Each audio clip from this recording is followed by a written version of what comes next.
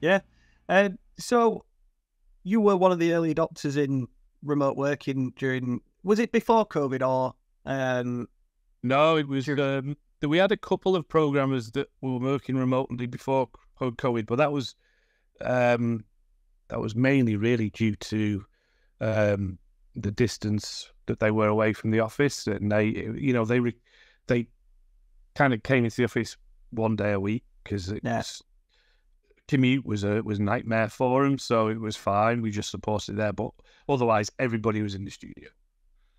So how have you managed it? Because like you've got 100 people, a lot working from home, like culture-wise, making them feel together.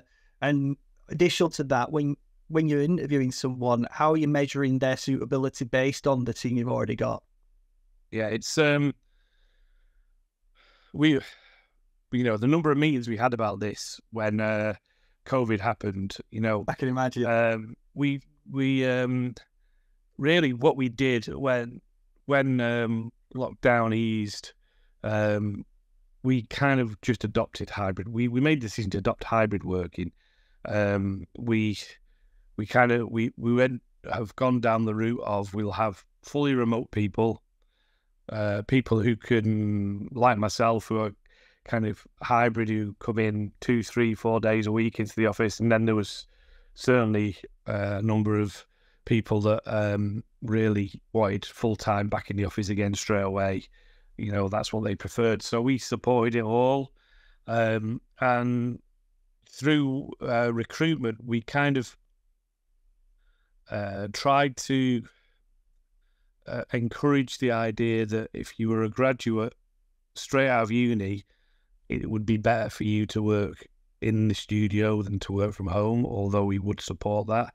But being on site, being surrounded by senior lead technical directors is a massive benefit to being in the office. But Yeah. we didn't make it a requirement in any way. We just felt like we could advise people that this was probably the best way for you to learn, because I think it probably is. Yeah. But then you have to adopt and look at different ways of working on Teams or whichever, just to have regular catch-ups.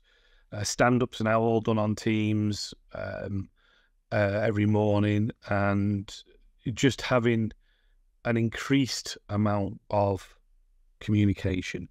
Yeah. Communication's key, isn't it? Yeah, and it's about, I wouldn't want to say it's over communication, because that can also be a pain, but I think it's the effective and the right manner of communication. And we have brought sort of ideas in of like social rooms. So like All right. on certain days, we'll just have a Teams call that's open for people to drop in and drop out whenever they like on Teams and have a chat. And if someone is fully remote, they can pop into this chat room and just say, or this Teams call, and just say, "Oh, do you know what? Has anybody ever seen this on their build?" And then Yeah. it kind of mimics the way that as closely as possible the way the social interactions of hearing someone talk in the kitchen or in the office, in a not in as an effective way, but as tries to mimic it in a way. And we have that on most projects now, where there is just a drop-in chat room where people can ask Teams chat where people can ask questions, and are people seeing the same thing as me? I've just got latest. Or is your build crashing for you here? Yes, it is. Yeah. Let's try and fix it. Those things like that. Well, that's giving everyone the chance. I have had an idea, Phil, about this actually. I mean, you're probably a richer man than me, so run with it. But like robot video calls, so there's like robots on tracks with just a screen, and they can just go to people and have chats. So you can run with that, mate. You can have it. Well, no, I'll give it the due consideration. Well, I think what I wanted to get out of that, I've got out of that insight from your experiences and the cycle and the cyclical nature of this industry and the green shoots of optimism. I think you've also given some real good insight on what you're looking for prospective employees to be hitting the markers. So we'll finish this chat bit up with, you know, what's next for D3T? What's the plan? Anything you can tell us?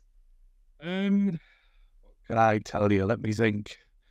Well, I mean, we we've got some great projects.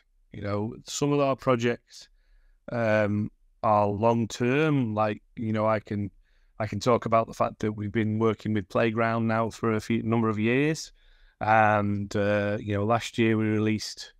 We were working on FC24, you know, and that was a really, obviously one of the biggest titles. Well, is it the biggest title in the world? I think it probably is. We could say it is, yeah. Yeah, and you know, we're going to continue as we are, grow steadily, you know, grow sensibly, continue to bring projects in that are focused on what people want to work on.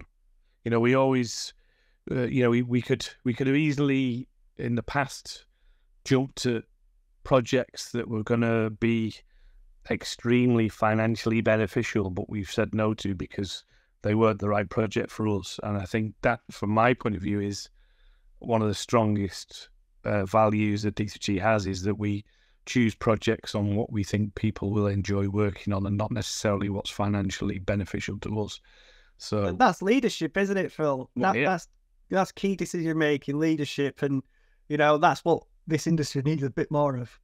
Yeah, and it's about, like I say, we have a really good, strong leadership team here, which I'm part of, and we will continue to grow as we see as is driven by the game industry, by the market, and you know, developing people's careers and helping people, you know, gain knowledge, greater insight into how games are made. All those sorts of things is something that is really important to me and to the leadership team here.